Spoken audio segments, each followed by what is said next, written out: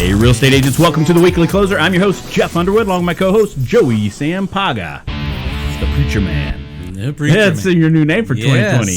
The that Preacher Man. Came from Tony. I have to come up with a different sound maybe for that. Yeah. Amen, brother. Oh, I should get one of those. There we go. There we go.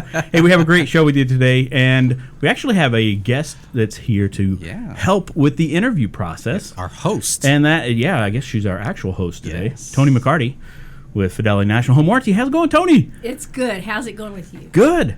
Okay, I guess the mic is yours. Okay, so what's your word of the year? We've been talking about word of the year. What's your word of the year?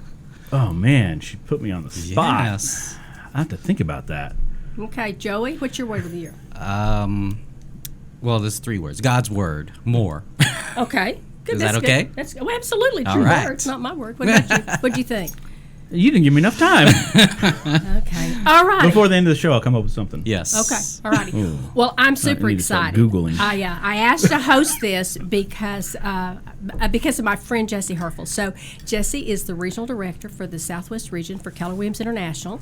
He's the OP for Keller Williams Integrity First, and actually is part of the reason I'm in Arizona. So that was one of the reasons that I wanted to interview Jesse. So, hey, Jesse. Hey there, Jesse. Toni. How are you? Thanks for having me today. It's really good. Times a lot of things happened, hadn't it? That sure has, especially since it's the first time we met. I know, first time. So do you remember? Do you remember it? I do remember it very clear, actually. I mean, how could we not remember the big Texas smile, lipstick, and jewelry, some bracelets? I think you're still wearing them. I don't know if they're the same ones. However, we had some big earrings, big smiles, and yes, you came in from Texas, and as the ALC, we were interviewing you for our new team leader to launch Keller Williams Integrity First. Must have been, 2001? 2002? 2002. Yeah. 2002, yeah. Did you bring her KPI? Her KPI? Yes. Did you bring that with you? You know what? So today it's a KPA. Oh, KPA. That's what it is. Back then it was Disc. a disc. We didn't have the AVA yet, I guess. It was disc. Yeah, okay. That is So, yes. Now, she is a high I. No matter what you read, she's a high I. Oh. And we love that about Toni. Yes. The D can get there, though. I lead with I, but I can go to D pretty quick. And she mastered D sometimes. And actually, I stopped in the mall before I got on the airplane to come out here and bought those earrings, and I still have them. And I remember these are going to be my success earrings. These aren't them; they were gold. Well, next time I see you, can you wear them? No, I don't. Well, maybe I can. I've still got them. them. Find them. Okay. So when I first met you, actually, I came out here and it was a real different culture from Texas. I came out here from Keller Williams in Texas, and it was came from a smaller market, and was the first time I really had experienced teams. And you had a team, and that was pretty interesting for me. And so tell me a little bit about that team. Do you remember it? Yeah, actually, so I was at the front end actually, team wasn't foreign to me because I joined, when I started real estate my senior year at ASU, I joined a team. I had a buddy that had gone before me a couple years in real estate. I think he had a couple busy months and decided he needed some help, and I lived at home. I was a college student and had gone and got my real estate license that summer before, and I joined his team. So I immediately had leverage. And so it's interesting for me. The team concept has always been that you have an assistant, at least an assistant to start with, because I couldn't do it any other way. And so I was introduced to Keller Williams in 2001, which had the models and systems in place and teams that were already operating at a high level that I could then mentor, that were my mentors and model to effectively run a team. So at that time my team was smaller.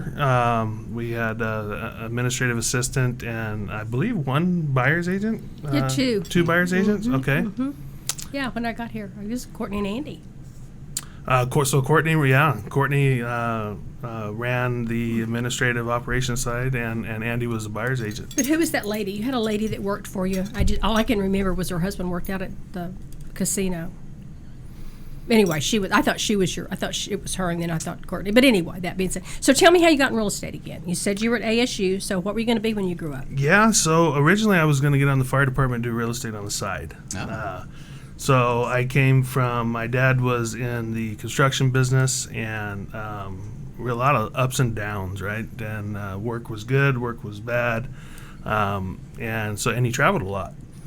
And so I, through coaching with him or conversations with him, I was always of the business mind, and also liked medical and the medical side of things, which fire department, believe it or not, is 90% medical. So it was the best of both worlds, as you could think about it at that point in my life, from a standpoint of stability, and then the entrepreneurial piece through real estate. So most as a firefighter, you work 10 days a month, and therefore you could focus on, in my mind, the real estate side of the business of my life and career, the other 20. Right, or whatever mix that looks like. So I tested for the fire department the day after I graduated high school. It was the physical agility test, I recall, and I was one that had fun my graduation night, so that was a brutal day for me.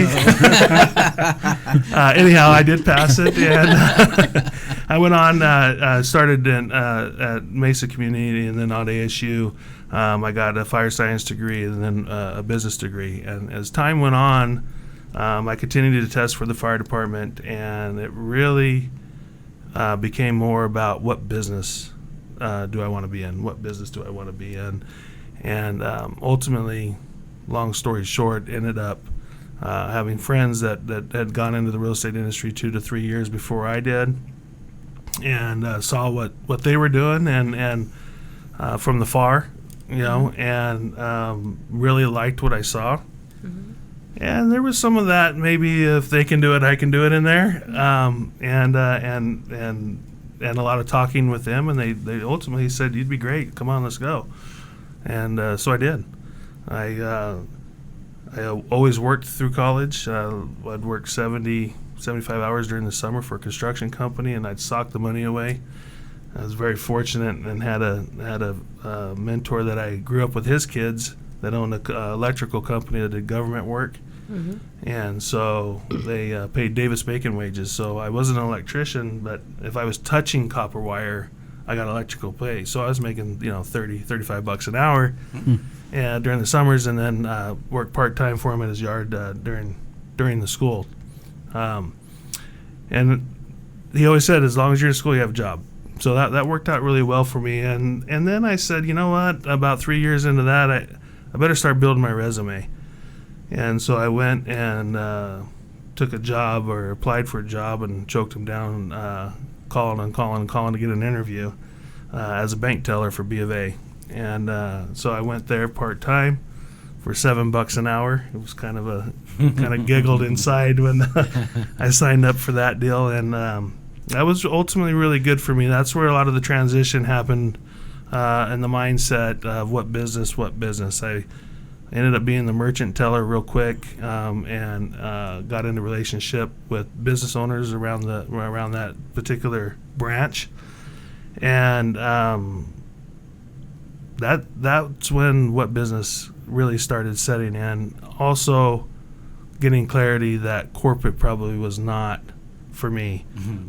Even though I fared well, I promoted quickly, and got along well with management. It was really, I could see there was a ceiling. There was a ceiling, and it probably wasn't going to move as quick as I would like to in my career. So I got less interested in testing for the fire department, and then ultimately stopped.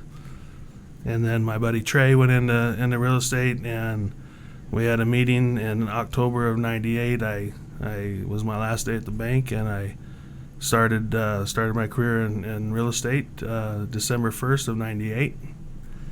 And of course, nobody buys or sells homes in the holidays, you're told. And I wrote my first contract Christmas Eve at 6 p.m. Wow. And then, it was always a good month for me. Yeah. Particularly between Christmas and New Year's. It was always a good month. So tell me this: how'd you end up at Keller Williams?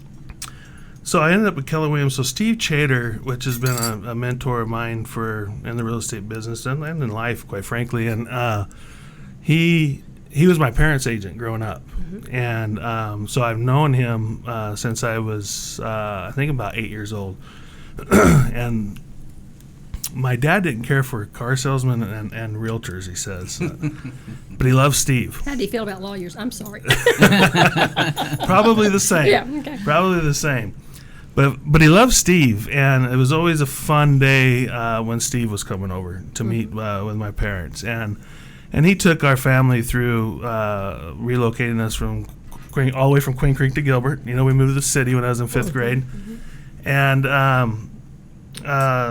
so anyways, how I got to Keller Williams was my dad called me. He was in California, and he says, "Jesse, what do you know about Section 8 housing?" And I said, "Dad, I don't know anything." He says, "Well, why don't you give Steve Chater a call, and he'll help you out." And I said, "Dad, I can't go down the hall and ask somebody what they know about Section 8 housing." Now, how old were you? When was this? I was 20. So I started in real estate. So you're selling real estate? Yes. Okay, gotcha. Yeah. Okay. Yeah, I started in real estate when I was 24. Okay. I was probably 26, 27 at this point. Yeah, about 26. So I said I can't go down the hall and ask somebody because they won't share. That's not the way it works. And Steve's at a whole nother company. He says, "You call him and tell him who you are, and he'll help you out." And there's an ongoing joke between Steve and I, because I did call Steve when I was going into real estate and to talk to him about it, and he didn't get my message, therefore didn't call me back. Did you just leave your name? Yeah, I just left my name. Sorry. Right. Inside joke. Yeah, inside joke there. And anyhow, so I'm thinking, well, Dad, in the back of my mind, I'm thinking, Dad, I've already tried to call him, but this has been a year and a half. So he says, "You call him, he'll help you out." So I called him, and sure enough, he did. And about the time I got into real estate, I think or shortly after there, Steve joined Keller Williams, right? And I hadn't had any conversation with him, but I just knew how how highly respected he was in the industry. And he was with Realty Executives for over 20 years, and the top producer at that. So I'd been in my current company for about a year and a half, and I was looking for something different, right?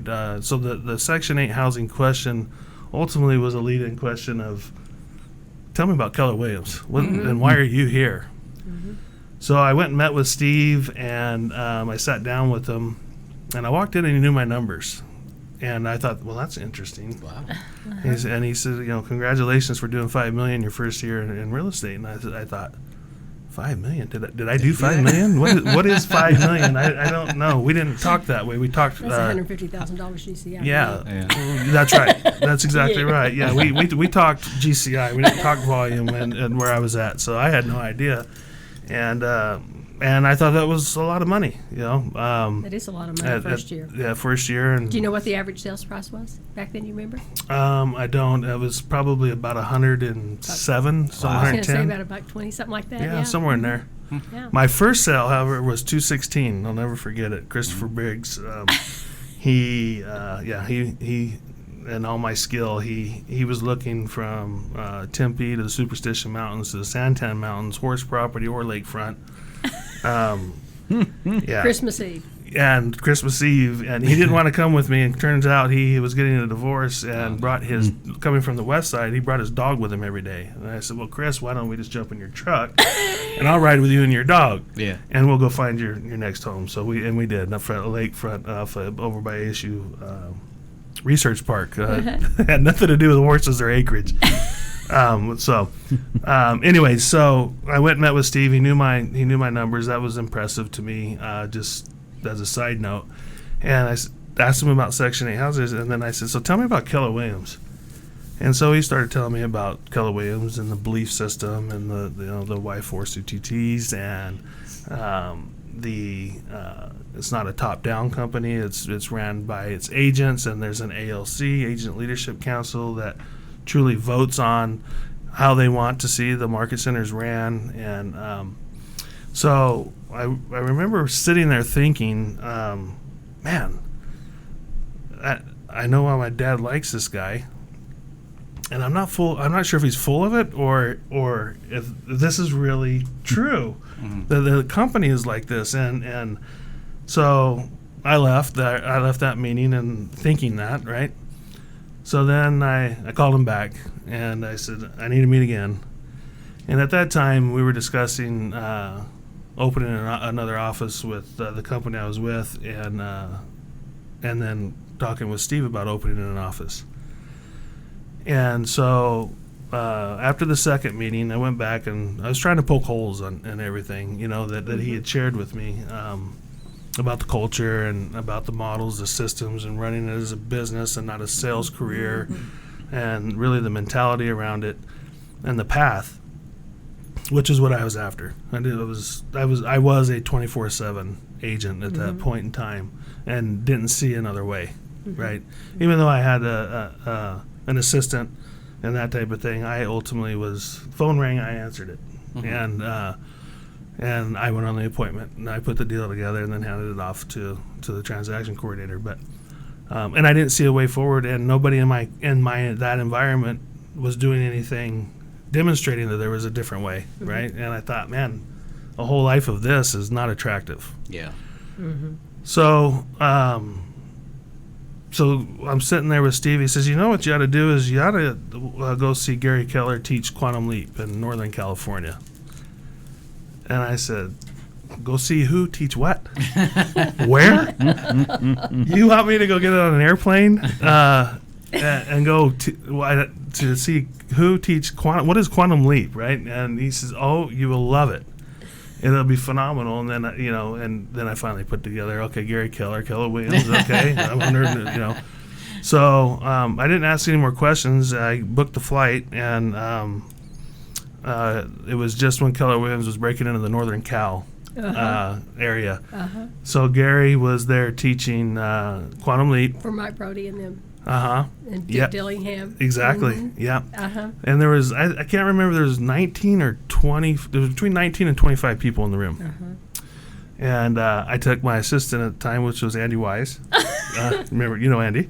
Love it. And Andy gives good hugs. yes, yeah, he's a great guy. And in fact, him and Courtney met on our team. Back to your story, yeah. They came in to tell me that they were dating. They wanted to tell me, and I said, "Yeah, no, go." Surprise! It was a surprise. Yeah, so we're in that in Quantum Leap, and by noon the first day, it was a 2-day course, and by noon that first day, I said, "We're going." And I remember Andy looked at me and said, "Are you sure?" And I said, 100%. And I had a vacation planned directly after that. I said, so I'm going to go on the vacation. When I get back, we're going. And ultimately, that's what happened. We came back from vacation, and that summer, and I think July of 2001, I joined Keller Williams. So you got real involved, because I know as a team leader, Jesse kind of drove a lot of the stuff. He told me one time, what we need around here is a little synergy.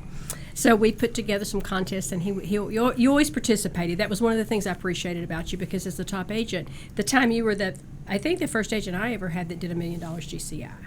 And that's pretty impressive even in today's numbers. But you participated, and I always felt like you supported it and supported me, and so I appreciated that about you. So you got down you're doing this deal, and so now you get in the land business, because I know you were doing a lot of land deals. I was, yep, absolutely.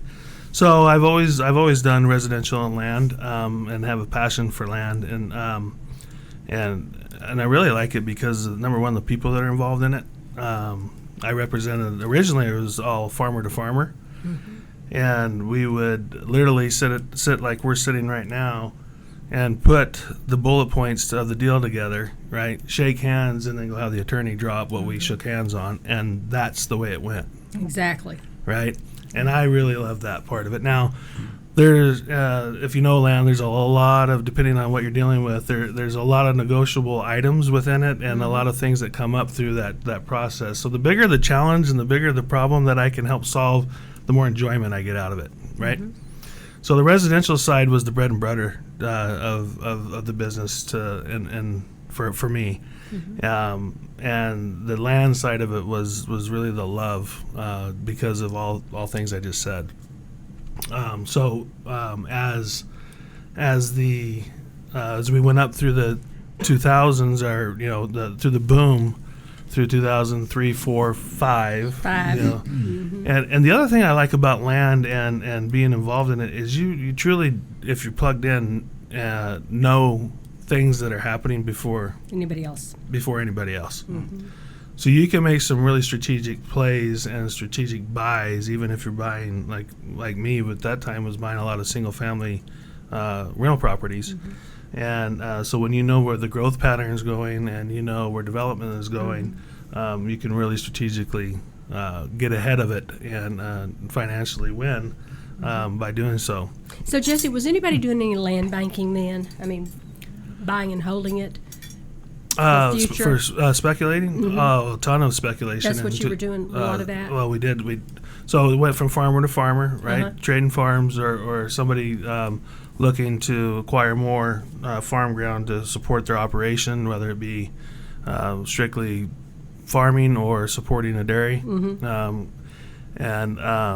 then it went to speculate, to developer speculation. So the developers coming in, and the interesting thing, how I got into the development side of it was I had the relationship with the farmers. So developers would send their agent and their 3-piece suit and their Mercedes and their nice sports car and roll up to the farmer, and it was not well received. So I had the relationship, I had the trust, And the truck. And the truck. Right. I mean, that's true. Which is, and that parking garage parked sideways because I couldn't find a place to park when I came here today. But anyways, I still have the truck. Yeah, I know. And the truck. I remember the truck. Okay. I still have the truck. Yep. Only it's newer. Yep. So, anyways, so I was able to bridge that gap and play that role to facilitate deals that way, and then I also always participated. I think as a real estate agent, we have the best opportunity available on the planet to build wealth for others and for yourself. And you should always view yourself as a client or a buyer first, obviously with the appropriate disclosures and that type of thing. But I always participated with, if we were buying a piece of property, or if I was advising that this would be a great investment, I was always willing to participate, and did. So now then, we're doing this. So now how do we get into this ownership, these Keller Williams offices, and then ultimately the regional director? Yeah, so that's a long, fast forwarding, you go through the bus, right? And so we just continued to adapt, and we ended up running one of the largest distressed property teams coming out of the boom. Oh, that's right. Yeah. And huge business there. Yeah. So what's interesting, I think, is important to say, at least for my story, is remember going back. I went into real estate because when I had a family, which I didn't have at that time, I went to the wedding. You were at the wedding, yeah. And I think you told me I should call her too. As a matter of fact, do you know what I remember? I remember one Saturday night. Can I show this? I got a phone call. It was about 9:30, and you told me that you had met her, and then it was about a year later, wasn't it? Yeah. You called me back and you said, "I think I'm going to ask her out," and I said, "Do it." Yeah. Yeah. Yeah. Yeah. That's true. And it wasn't that he called me that many times on Saturday night. Let me tell you. I did talk to you at the Country Music Awards one night, though. That's right. That's right. That's another story. Okay, go on. Yeah. So, let's see, Bunny Trail there. Yeah. Where were we at there? You were coming out of the REO, distressed REO, and all that stuff. Yeah. So what I was getting ready to say is, the stability that I was looking for. My dad ended up traveling a lot. I played 3 sports a year, and he was always at every practice. Both my parents were at every game. And then suddenly my junior year, he started going out of state for work. And there was a big hole in my life, right? And so it was important to me, and having a family, that I created a life and a business that I would ultimately be home every night to tuck them in, have dinner. And then the bust happened, right? And the next thing you know, I'm getting on airplanes. And so my son was born June 21st of 2008, right? So, what was happening in the market at that time. Crazy. So all the stability was gone, other than I was smart with my money along the way, and I had banked a lot of it. And fortunately, some of those land deals I put together, they actually paid, surprisingly, which was a blessing. So anyway, so we're going into this, and next thing you know, now I'm getting on airplanes and going to build this REO short sale distress business. And you had to go out of state, and you had to go to where they were in order to make it happen. So we adapted and ultimately built that out. And so then you come out of the distress, right? And Arizona was hit hard. A lot of our market centers and ownership was hit hard, Real hard. right? And so we would go to.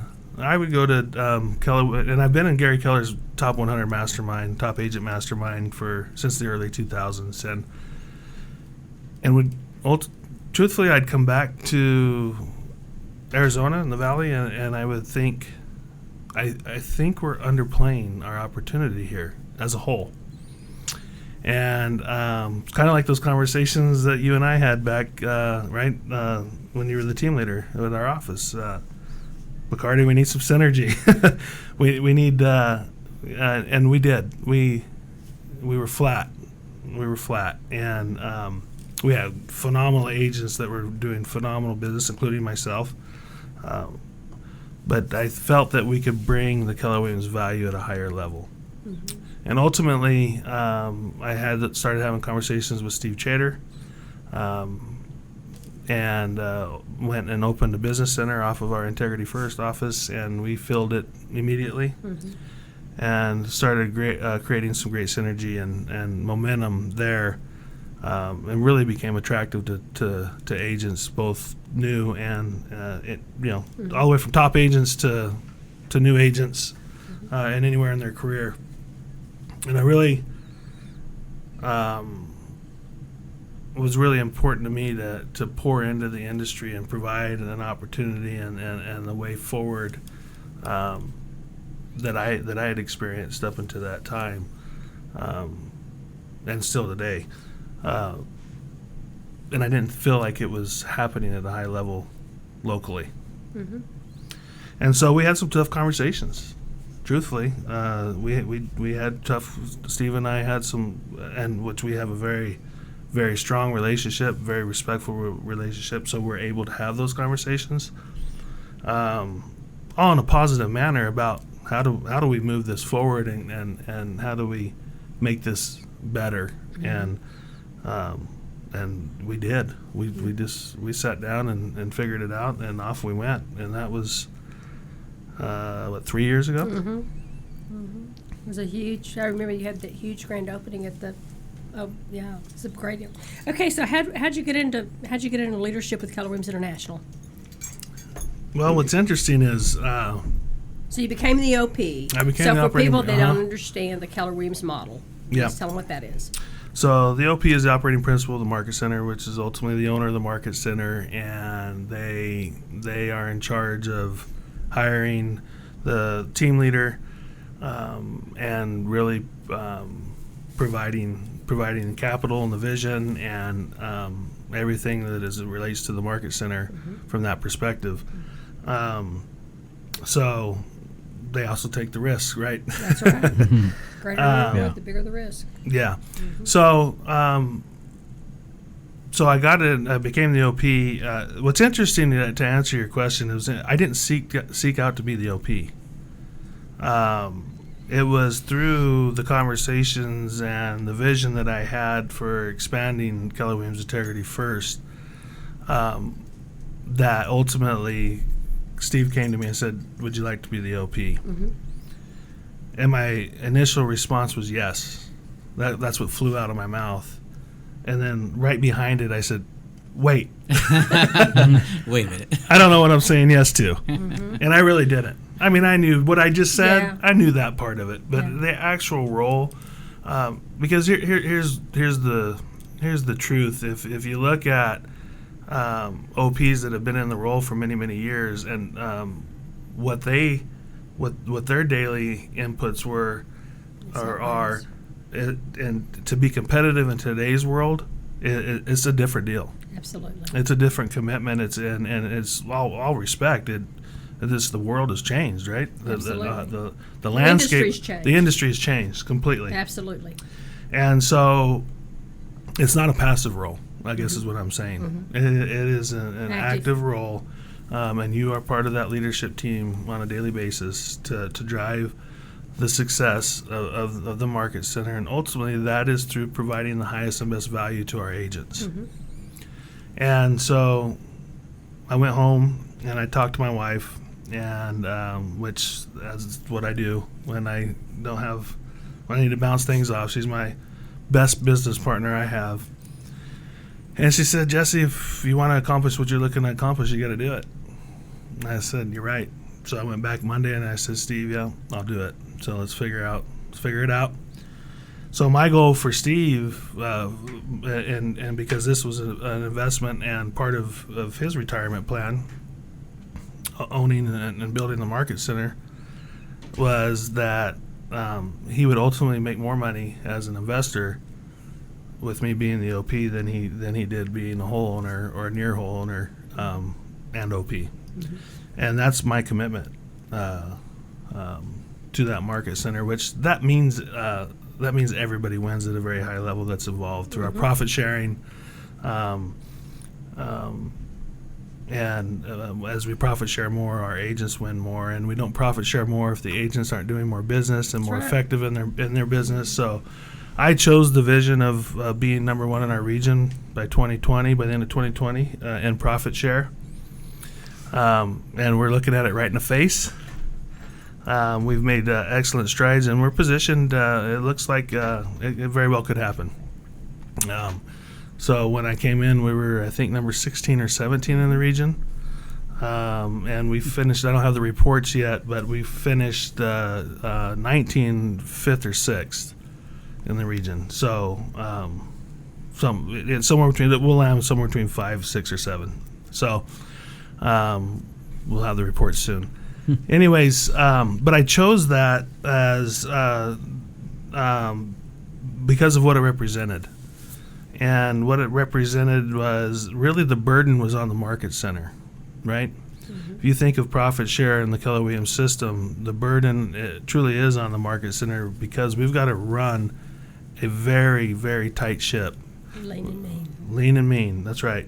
And meaning we've really got to run our expenses tight and without sacrificing value to the agent.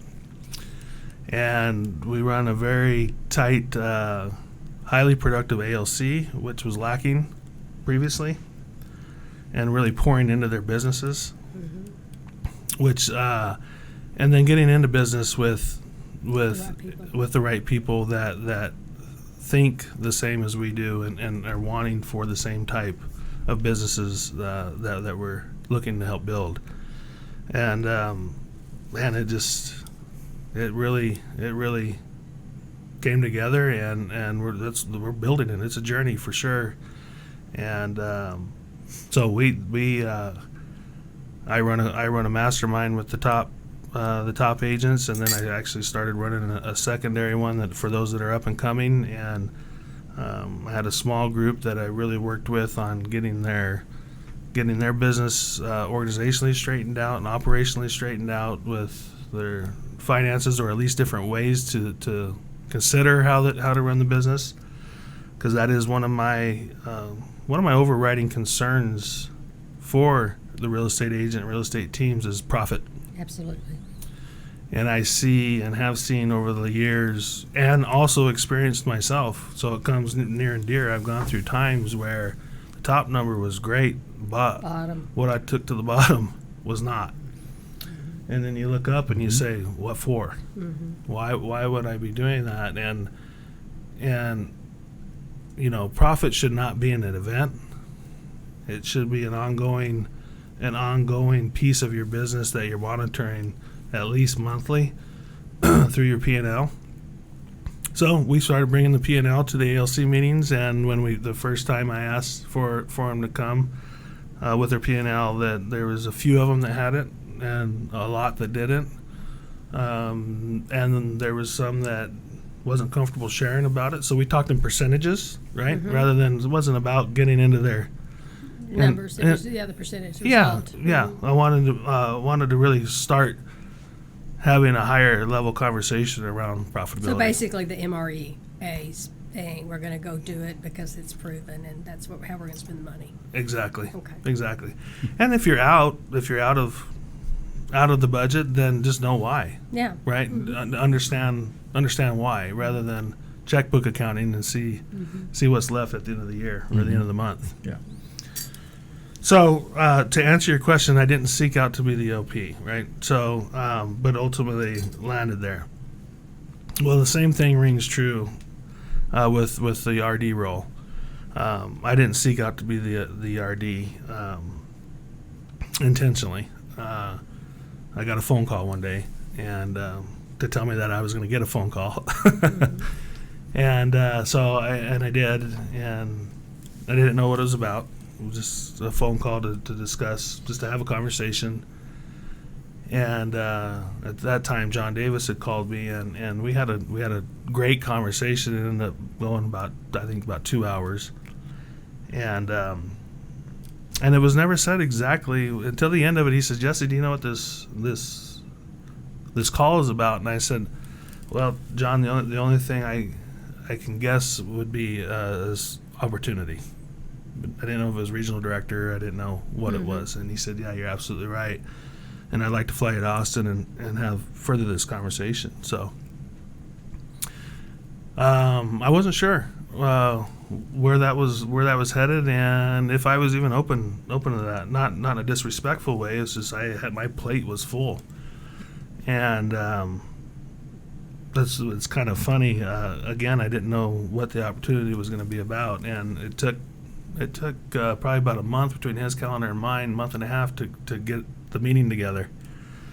So these conversations went on for a couple months, and then ultimately in October of 2018, I was announced as the regional director for Southwest Region. And do you love it? I do. I do. Yeah, I absolutely do love it.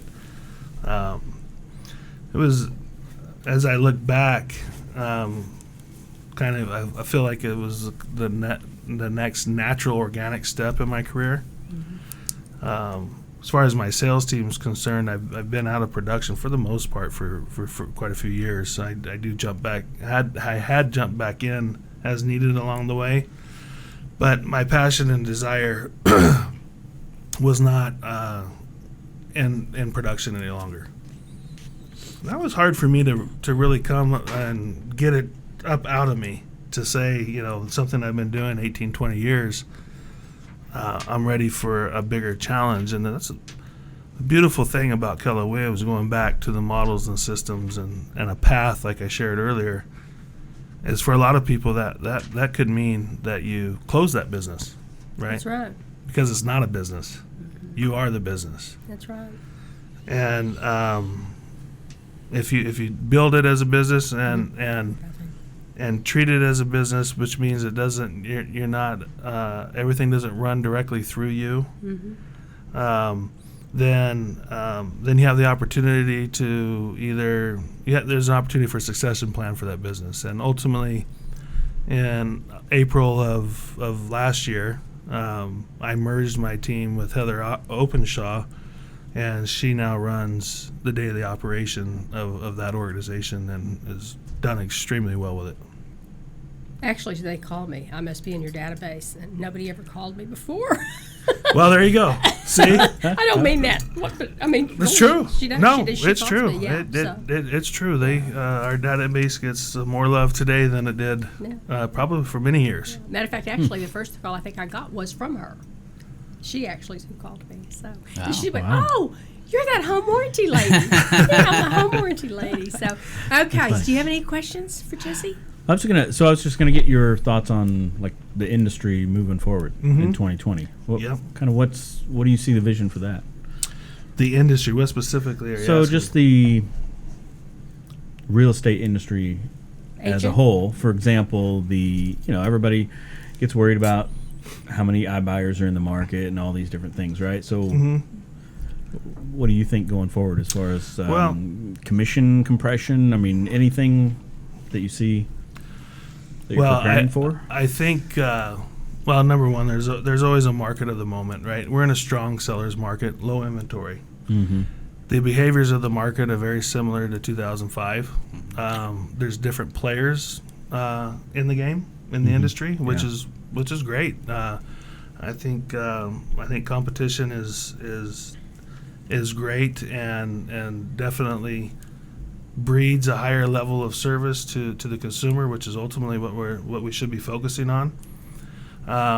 As it relates to iBuyers, I when you hear me teaching at the front of the room, I find it interesting. The iBuyers are about 5% of our market, 5 to 7 max. Mm-hmm. And what percentage of the conversation are they? That's the question I ask. 95. 95, right? Exactly. Yeah. So that puzzles me. So we're spending 90 to 95% of our time focusing on 5% of the market. And I think we got it backwards. I think it's the better and higher level you can deliver a one-to-one relationship with your consumer, with your client, with your database, and provide options with an iBuyer solution. The better you'll be. So I don't. To answer your question, I don't feel that we're threatened. I think you should have a solution and have that in your tool bag to go to your database with. Yeah. Okay. For example, I mean, we at the Herfel Group, we've offered an iBuyer offering for years. Keller Williams. We believe what's interesting is we believe it's an agent centric business, and the business stays with the agent. Okay. It's not going to be disintermediated by technology. No, it should be enhanced by technology that makes our agents smarter and more effective with their time and their relationships. That's what we're building as our technology platform. And with the iBuyer, we have Keller Offers, which is an opportunity for our agents to go give the offering to the client that may want a convenience type offer, right? And are willing to take less money than they can go to market with. But to have that in the tool bag to say, yes, we have that, and this is what it would look like if we were to go to market, and this is what the timelines would look like, and here's the difference in the money, and whichever you choose, you have me to represent you, or whoever the agent is sitting at the table. You have me and my fiduciary responsibility in representing you through that process. Yeah. No, that's good. All right. I like that. I mean, a lot of people come in and they're like, "Oh yeah, it's iBuyers." Yeah. So you hear it all the time in the industry. Well, the industry or the consumers voted. 5% of them want a convenience package. That's right. That's why you got Nordstrom's. Well, there's always going to be, there's going to be people that need that. And want it, and are will. I mean, sometimes money's not everything to everybody. Right. I mean, yeah. And I started to say, and that's with Keller Williams. We wake up every day and we say, okay, what does the consumer want? Exactly. And then, based on what the consumer wants, what tools do we need to build and provide for our agents in order to go service the consumer? Yeah. And so, and that's how our labs process got started about 4 years ago, which is a process that we fly to Austin and we sit in a room and building our technology and literally saying to the development team, this is what we want. This is how we'd like this to look. This is what no, that doesn't work. Oh, we thought we wanted that. Can we change it? And they're in time making those changes and developing the end-to-end platform for us. All right. Yeah. Well, thank you so much for sharing. You're welcome. Did a good job, didn't you? Yes. Yeah. Great. Tony did a great job interviewing. Yes. This is odd because this is the quietest I've heard you. I must have talked way too much. So here's the whole thing. I listen real well. She does. I do listen well. Yeah. No, it was good. And I thought it was authentic. And are we going to ask him the question? Yeah. First of all, did you come up with your word? Yes. Oh. What is your word? No. Okay, all right. I was listening. I was I was listening. Yeah, All right. So we do some rapid fire questions. So, Oh, are you okay. ready? Yeah. This is the Get in the game. ring? Okay. Here we go. Why do you think what do you think the reason is that most agents are not successful, or many agents are not successful? They take the freedom rather than the discipline of operating a business. Yes. All right. It's true. Flexibility. Most agents get in the business for money and flexibility, and they take the flexibility and never experience the money. Therefore, they have to find a different path. Yeah. True. All right. I always say they're not entrepreneurial, they're rebellious. They don't want anybody to tell them what to do, and they don't want to do anything they don't want to do. Should I say Well, can that? you imagine if Walgreens opened one day at 1 and the next day at 10? Yeah, and, exactly. you know. Yeah, I think it's the structure that's missing, right? Yeah, Yeah. yeah. How about the best advice anyone's ever given you? Oh. The best advice that anyone, that's Make the call caller. Huh? Make a caller? Is that what you said?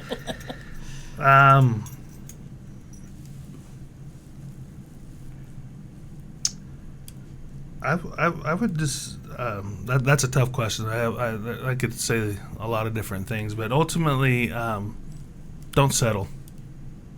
That's good. Okay. You have a favorite mobile app? Favorite mobile app? Well, right now it's Orange Theory. All right. So many splat points I got. How about a book recommendation? Infinite Games. Oh, who wrote that? Simon Sinek. Okay. Oh, I should know that. I like Infinite his book. Games. I got to write that one down. And one last question. We'll have you draw from here. This is beautiful. What is that, velvet?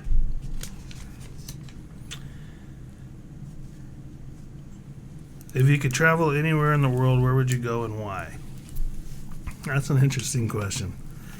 So I'm gonna. This is a little bit longer, but I don't have one place. In my 20s, I traveled a lot. I did Europe. I did a lot of all over Mexico, and we're good on the travel. We just talked about earlier. We did a cruise over Christmas, and we're more of destination type people, and we like our freedom, not agendas. Mm-hmm. So we have a condo in Mexico that we go to often, and an RV, and that is a perfect setup for us because then we can go. We're off-roaders. We like to be out riding and in the wide open. So you can put us out in Mexico, pretty much anywhere with a beach, and or out in our RV somewhere along the coast, or out in the middle of nowhere to where we can ride our razors and shoot guns and have fun. Well, you have to be picky about what state you go to then. No, I'm just teasing. Shooting guns, I was just... Yeah. You can go to Texas. You can go to Texas. Texas, there you go. We can do it in Arizona. I There know I you might go. have got some Arizona people for with the gun part, but yeah, No. we do some target practicing out there. No, I know. Well, thank you so much for being in here and sharing with us. Thank you It guys was for having fun. me. Tony, thanks for being here, too. Yeah, it was fun. And All right, I guys. wanted to do it. So thank you for allowing me. Yeah, absolutely. Absolutely. All right, agents. Hope that you got a lot of great nuggets and listening to Jesse's story, and I guess how you're running things over there now, Keller Williams, right? Well, not the whole Keller Williams yet. It's a try. It's a try. Yeah. We have a lot. I'm blessed to be in business Yeah. with a lot of amazing, talented people. No, that's and awesome. I will say, we are growing, and leaders and leaders wanted, and opportunities are available. So Oh, somebody wants to reach out. How do they reach out?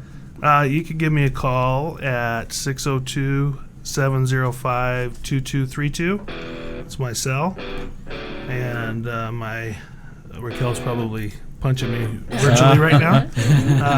Or you can email me at Jesse at the Herfel Group, Jesse, Jesse, at the Herfel, HERFEL group.com.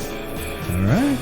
There you go, agents. Until next time, have a fantastic start to the 2020. Yes. See you Happy later. New Year. All right. Good job, guys.